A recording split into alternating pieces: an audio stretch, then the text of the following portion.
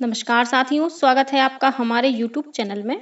आप छत्तीसगढ़ की किस जगह से हमारे समाचार सुन रहे हैं, कृपया कमेंट बॉक्स में लिखकर हमें ज़रूर बताएं। साथ ही हमारे चैनल को सब्सक्राइब करना ना भूलें। रायपुर से प्रस्तुत हैं छत्तीसगढ़ के प्रादेशिक समाचारों के साथ मैं रजनी शुक्ला। पहले मुख्य समाचार। केंद्रीय शिक्षा मंत्रालय ने एनटीए की परीक्षाओं को पारदर्शी, सुचारू और निष्पक्ष संचालन सुनिश्चित करने के लिए एक उच्च स्तरीय विशेषज्ञ समिति का गठन किया। प्रदेश में माध्यमिक शिक्षा मंडल की 10वीं और 12वीं की बोर्ड परीक्षाएं अब साल में 2 बार होंगी। द्वितीय मुख्य परीक्षा के लिए आवेदन जमा करने की प्रक्रिया हुई शुरू। नई दिल्ली में हुई बजट पूर्व बैठक में प्रदेश के वित्त मंत्री ओपी चौधरी ने केंद्र से एनसीआर की तर्ज पर स्टेट कैपिटल रीजन के विकास के लिए आर्थिक सहायता देने का आग्रह किया। और कबीर जयंती पर कल प्रदेश भर में हुए अनेक कार्यक्रम। बस्तर में कल से गौचा पर्व की हुई शुरुआत। अब समाचार विस्तार से। केंद्रीय शिक्षा मंत्रालय ने राष्ट्रीय परीक्षा एजेंसी एनटीए की परीक्षाओं को पारदर्शी, सुचारू और निष्पक्ष संचालन सुनिश्चित करने के लिए एक उच्च स्तरीय विशेषज्ञ समिति का गठन किया है। इसरो के पूर्व अध्यक्ष डॉक्टर के राधाकृष्णन की अध्यक्षता में 7 सदस्यीय समिति को एनटीए की परीक्षा प्रक्रिया में सुधार की सिफारिश करने का काम सौंपा गया है। समिति को 2 महीने के भीतर रिपोर्ट देने को कहा गया है। इस बीच केंद्र सरकार ने प्रतियोगी परीक्षाओं में कदाचार और अनियमितताओं पर अंकुश लगाने के लिए एक कड़ा कानून बनाया है। इसमें दोषियों को अधिकतम 10 साल की सजा और 1 करोड़ रुपए तक के जुर्माने का प्रावधान किया गया है। आधिकारिक गजट में प्रकाशित एक अधिसूचना में कार्मिक मंत्रालय ने कहा कि कानून के प्रावधान 21 जून से लागू हो गए हैं। संघ लोक सेवा आयोग, कर्मचारी चयन आयोग, राष्ट्रीय परीक्षा एजेंसी एनटीए, रेलवे भर्ती बोर्ड, बैंकिंग भर्ती परीक्षा निकायों और अन्य सार्वजनिक परीक्षाओं में अनुचित साधनों को रोकने के लिए यह अधिनियम बनाया गया है। इस बीच इस वर्ष की संयुक्त CSIR UGC नेट परीक्षा अपरिहार्य परिस्थितियों के कारण स्थगित कर दी गई है। यह परीक्षा मंगलवार से बृहस्पतिवार के बीच होनी थी। राष्ट्रीय परीक्षा एजेंसी एनटीए ने कहा कि इसके आयोजन के लिए संशोधित कार्यक्रम आधिकारिक वेबसाइट के माध्यम से बाद में घोषित किया जाएगा। प्रदेश में माध्यमिक शिक्षा मंडल की 10वीं और 12वीं की बोर्ड परीक्षाएं अब साल में 2 बार होंगी। मंडल ने हाई स्कूल हायर सेकेंडरी की द्वितीय मुख्य परीक्षा के लिए फॉर्म भरने की तिथि जारी कर दी है। इसमें भी सभी विद्यार्थी आवेदन कर सकते हैं जो प्रथम मुख्य परीक्षा में पंजीकृत हैं। वहीं ऐसे सभी विद्यार्थी जो पूरक, अनुत्तीर्ण या उत्तीर्ण हैं, वे भी श्रेणी सुधार के लिए द्वितीय मुख्य परीक्षा में शामिल हो सकेंगे। द्वितीय मुख्य परीक्षा के लिए आवेदन की प्रक्रिया शुरू हो गई है, जो 30 जून तक चलेगी। वहीं विलंब शुल्क के साथ 1 और 2 जुलाई को आवेदन जमा किए जा सकते हैं। नियमित परीक्षार्थी अपने विद्यालय से तथा अवसर परीक्षार्थी समन्वय संस्थाओं के माध्यम से आवेदन कर सकते हैं। परीक्षा संबंधी जानकारी मंडल की वेबसाइट पर भी उपलब्ध है। राज्यपाल विश्वभूषण हरिचंदन से कल मुख्यमंत्री विष्णुदेव साय ने राजभवन में सौजन्य मुलाकात की। इस अवसर पर मुख्यमंत्री ने राज्यपाल को सरकार की विभिन्न गतिविधियों की जानकारी दी। साथ ही राज्य की वर्तमान स्थिति, किसानों को खरीफ फसल के लिए उपलब्ध कराए जा रहे खाद और बीज तथा प्रदेश में चलाई जा रही विभिन्न योजनाओं से अवगत कराया। इस अवसर पर समसामयिक विषयों पर भी चर्चा हुई। केंद्रीय वित्त मंत्री निर्मला सीतारमण की अध्यक्षता में नई दिल्ली में आयोजित बजट पूर्व बैठक में छत्तीसगढ़ के वित्त मंत्री ओपी चौधरी भी शामिल हुए। इस दौरान श्री चौधरी ने केंद्र से राष्ट्रीय राजधानी क्षेत्र की तर्ज पर स्टेट कैपिटल रीजन के विकास के लिए आर्थिक सहायता देने का आग्रह किया। बैठक में उन्होंने राज्य को विशेष सहायता की राशि, प्रदेश में रेल नेटवर्क के विस्तार सहित कई महत्वपूर्ण प्रस्ताव और सुझाव दिए।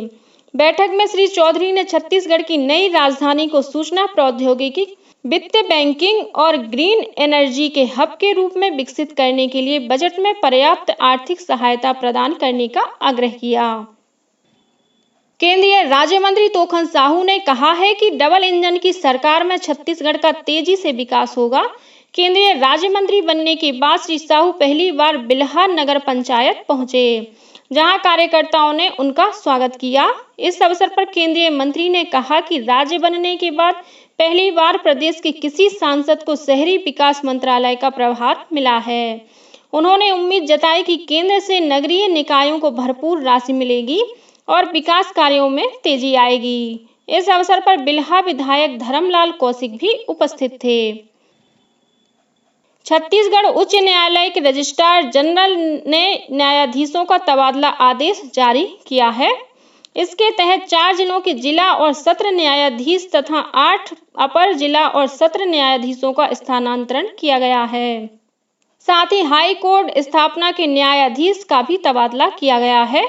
तबादला सूची के अनुसार न्यायाधीश प्रज्ञा पचौरी को दुर्ग, जितेंद्र कुमार को रायगढ़, मोहम्मद रिजवान खान को कोरिया और श्यामलाल नवरतन को बालोद जिले का प्रधान जिला और सत्र न्यायाधीश नियुक्त किया गया है। गिरौदपुरी में जैत खंभे के क्षतिग्रस्त होने के बाद बलौदाबाजार कलेक्ट्रेट में हुई आगजनी मामले में पूर्व मुख्यमंत्री भूपेश बघेल ने पुलिस पर निर्दोष लोगों के खिलाफ कार्रवाई करने का आरोप लगाया है। रायपुर में प्रेस वार्ता को संबोधित करते हुए श्री बघेल ने कहा कि इस मामले में गिरफ्तार किए गए लोगों पर पुलिस दबाव बनाकर गलत ढंग से कार्रवाई करने की कोशिश कर रही है। राज्य के बलौदाबाजार जिले में लागू धारा 144 का दायरा सीमित कर दिया गया है। अब केवल बलौदाबाजार नगर की कंपोजिट बिल्डिंग के 100 मीटर दायरे तक ही धारा 144 लागू रहेगी। हालांकि नगर के शासकीय कार्यालयों के आसपास प्रदर्शन, सभा, रैली, जुलूस और नारेबाजी पर पूरी तरह से प्रतिबंध फिलहाल बरकरार रहेगा। जिला कलेक्टर ने इस संबंध में आदेश जारी कर दिया है। गौरतलब है कि बीते 10 जून को नगर में विरोध प्रदर्शन के दौरान कलेक्टर और पुलिस अधीक्षक कार्यालय में आगजनी की घटना के बाद धारा 144 लागू की गई थी। कबीर जयंती के मौके पर कल प्रदेश भर में विभिन्न कार्यक्रम आयोजित किए गए। राजधानी रायपुर सहित अन्य जगहों पर भी कल कबीर पंथ के लोगों ने रैलियां निकाली। इस मौके पर मुख्यमंत्री विष्णुदेव साय ने प्रदेशवासियों को बधाई और शुभकामनाएं दी। उन्होंने कहा कि कबीर साहब न सिर्फ एक आध्यात्मिक संत थे, बल्कि वे एक समाज सुधारक और युग प्रवर्तक भी थे। कबीर साहब ने अपने दोहों और भजनों के माध्यम से समाज को एकता, प्रेम और सद्भाव का संदेश दिया। बस्तर में कल से गौचा पर्व की शुरुआत हो गई है।